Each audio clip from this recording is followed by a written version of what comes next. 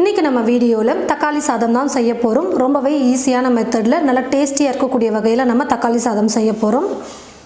ஸ்டவ்வை பற்ற வச்சுட்டு ஸ்டவ் மேலே ஒரு குக்கர் வச்சுருக்கேன். குக்கர் நல்லா சூடு ஏறினதுக்கப்புறமா 3 ஸ்பூன் அளவுக்கு எண்ணெய் சேர்த்துக்கிறேன். எண்ணெய் நல்லா சூடு ஏறினதும் 1/2 ஸ்பூன் சோம்பு, 1 ஏலக்காய், 1 சின்ன துண்டு பட்டை, 1 அன்னாச்சிப்பூ, 2 லவங்கம் சேர்த்துக்கிறேன். 1 பிரியாணி இலை 2ஆக பிச்சு சேர்த்துக்கிறேன்.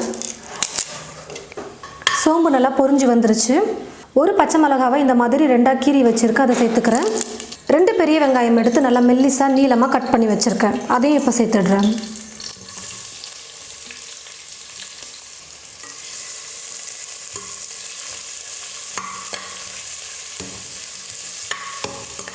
வெங்காயம் நல்லா வதங்கினதுக்கப்புறமா இஞ்சி பூண்டு விழுது சேர்த்துக்கிறேன்.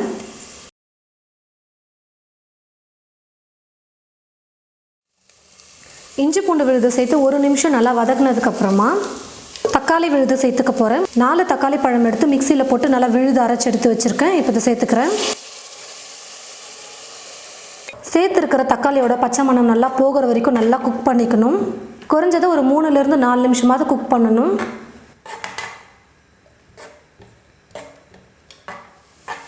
தக்காளி இந்த அளவுக்கு நல்லா வதங்கணும். தக்காளியோட பச்சை மணமும் நல்லா போயிடுச்சு. நல்லா பழுத்த தக்காளியாக எடுத்திங்கன்னா சாதம் நல்லா கலர்ஃபுல்லாக இருக்கும். மஞ்சள் தூள் கொஞ்சம் சேர்த்துக்கிறேன். நான் எடுத்துருக்கிற சாதத்துக்கு 1 ஸ்பூன் அளவுக்கு வெறும் மிளகாய் தூள் சேர்த்துக்கிறேன். பிரியாணி மசால் 1/2 ஸ்பூன் சேர்த்துக்க போகிறேன்.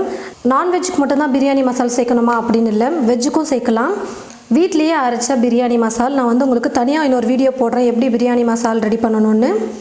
தேவையான அளவுக்கு உப்பு சேர்த்துக்கிறேன். எல்லாத்தையும் சேர்த்து 1 நிமிஷம் நல்லா வதக்கணும். மசாலாலாம் சேர்த்து வதக்குனதுக்கப்புறமா 2 ஸ்பூன் தயிர் சேர்த்துக்க போகிறேன்.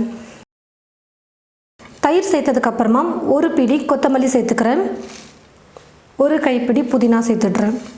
எல்லாத்தையும் சேர்த்து 1 நிமிஷத்துக்கு வதக்கிக்க போகிறேன். காரம் மட்டும் நீங்கள் பார்த்து சேர்த்துக்கோங்க. உங்களுக்கு அதிகமாக வேணும்னா நீங்கள் எக்ஸ்ட்ரா கூட சேர்த்துக்கலாம். பச்சை மிளகா சேர்த்துருக்கிறதுனால 1 ஸ்பூன் மிளகாய் தூள் கரெக்டாக இருக்கும்.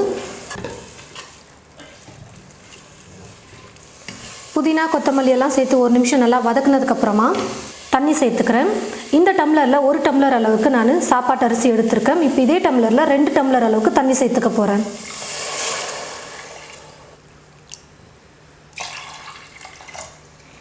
தண்ணி நல்லா கொதிக்கட்டும். தண்ணி நல்லா கொதிக்க ஆரம்பித்ததுக்கப்புறமா அரிசி சேர்த்துக்க போகிறேன். சாப்பாட்டு அரிசி 1 டம்ளர் எடுத்திருக்கேன். அளவு பார்த்திங்கன்னா 200 கிராம் அளவு இருக்கும். அரிசியை 1/2 மணி நேரம் ஊற வச்சுட்டு நல்லா கழுவி தண்ணி இல்லாமல் வடித்து வச்சுருக்கேன். இப்போ அதை சேர்த்துக்கிறேன். லைட்டாக கலந்து விட்டுட்டு குக்கர் மூடி போட்டு மூடிடுறேன். இந்த குக்கரில் 3 விசில் விட்டால் தான் சாதம் நல்லா வெந்து வரும். இப்போ நான் 3 விசில் விட்டு எடுத்துக்க போகிறேன். 3 விசில் விட்டு குக்கர் வெயிட் குறைஞ்சிடுச்சு. குக்கர் மூடியை ஓப்பன் பண்ணிடுறேன். பாருங்கள் எவ்வளோ நல்லா கலர்ஃபுல்லாக வந்திருக்கு பாருங்கள் சாதம். தக்காளி நல்லா பழுத்த தக்காளியாக யூஸ் பண்ணிங்கன்னா நல்லா கலராக இருக்கும் பார்க்க. ரொம்ப மிக்ஸ் பண்ணாமல் லைட்டாக மிக்ஸ் பண்ணி விட்டுக்கோங்க. சாதம் குழையக்கூடாது. ரொம்ப சிம்பிளான மெத்தடில் நம்ம தக்காளி சாதம் செஞ்சிட்டோம்.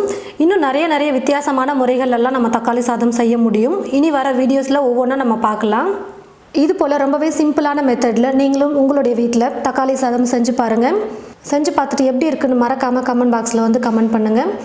இந்த வீடியோவை மற்றவங்களுக்கும் ஷேர் பண்ணுங்கள். இது போல் நிறைய குக்கிங் வீடியோஸ்லாம் பார்க்குறதுக்கு இந்த சேனலை மறக்காமல் சப்ஸ்கிரைப் பண்ணி வச்சுக்கோங்க. தேங்க்யூ.